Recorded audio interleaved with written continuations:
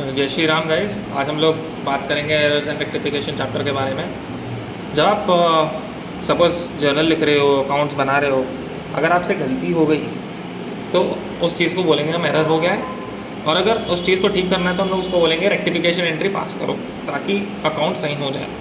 तो errors guys यहाँ पे हो सकते हैं error of principle, omission, commission, compensating error. Principle errors का मतलब यही होता है कि अकाउंटिंग प्रिंसिपल्स होते हैं जो हमने पहले पढ़ा है, अगर उस हिसाब से अकाउंटिंग नहीं की है तो दैट वो कहलाएगा एरर ऑफ प्रिंसिपल। और क्लरिकल एरर्स में 3 टाइप के, ओमिशन, कमीशन और कंपनसेटिंग। ओमिशन में गाइस ये हो सकता है कि आपने ट्रांजैक्शन रिकॉर्ड करना ही भूल गए, तो वो ओमिशन हो गया।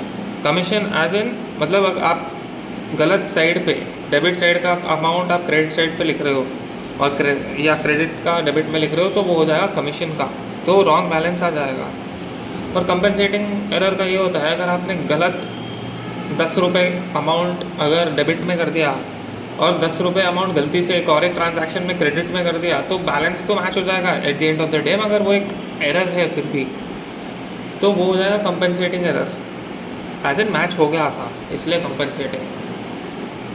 चलो गाइस एक एग्जाम्पल से स्टार्ट करते हैं। Goods worth rupees, illustration 34 B bit, goods worth rupees 150 return by Green को नॉट बिन रिकॉर्ड। तो रिकॉर्ड ही नहीं किया, ये ओमिशन हो गया, तो आपने डायरेक्ट वो एंट्री पास कर देनी है। सेल्स रिटर्न डेबिट होगा, गुड्स अंदर आए हैं और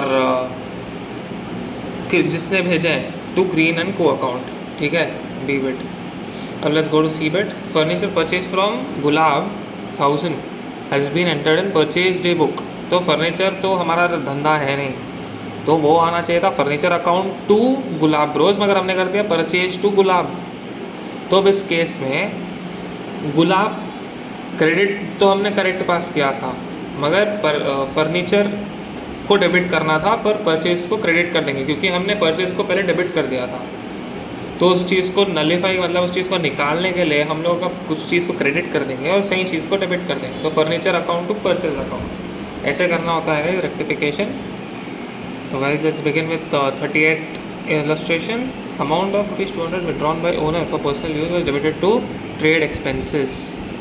तो ट्रेड एक्सपेंसेस यहाँ पे डेबिट हो गया है, टू कैश लिख दिया है हमने, मगर हमने किया है ड्राइंग्स, करना चाहिए था ड्राइंग्स, तो ड्राइंग्स टू कैश आना चाहिए था, बट अब जो चीज़ सही आनी चाहिए थी उसको हम डेबिट कर दिया और जो चीज़ गलत थी डेबिट में अब उसको क्रेडिट कर देंगे तो उसका इफेक्ट ख़त्म हो जाएगा, तो इसलिए ड्राइंग्स टू ट्रेड एक्सपेंसेस, ठीक है।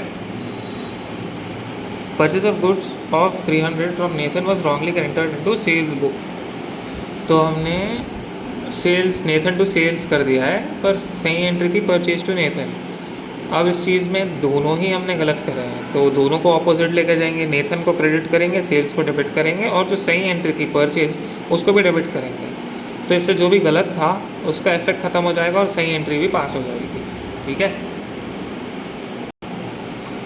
लास्ट बिट देखते हैं गाइस। 80 रुपीज़ इंटरेस्ट रिसीव हुआ मगर हमने क्रेडिट किया उसको कमीशन में, तो अब कमीशन डेबिट हो जाएगा क्योंकि वो गलत अकाउंट में चलेगा। गलत क्रेडिट लिखोगे तो उसको ठीक करना तो डेबिट में लिखोगे, तो उसका इफेक्ट ख़त्म हो गया। और जो सही चीज़ है इंटरेस्ट को क्रेडिट में करना था, हमने उस चीज़ को क्रेडिट कर देना है, ठीक है। तो कमीशन अकाउंट टू इंटरेस्ट, गलत को डेबिट कर दिया, सही को क्रेडिट कर दिया, ठीक है। मतलब उसकी अपनी पोजीशंस, गलत पोजीशन को रिवर्स कर देंगे, सही पोजीशन को उसकी जगह लिख देंगे, रेक्टिफाई हो जाएगा, ठीक है। चलो कैश तो अपनी जगह हमने सही लिखा ना, कैश टू कमीशन लिखा था, तो कैश तो डेबिट ही हुआ तो उसको छेड़ेंगे नहीं, तो जो भी सिर्फ गलत था उस पर एडजस्टमेंट हो जाएगा।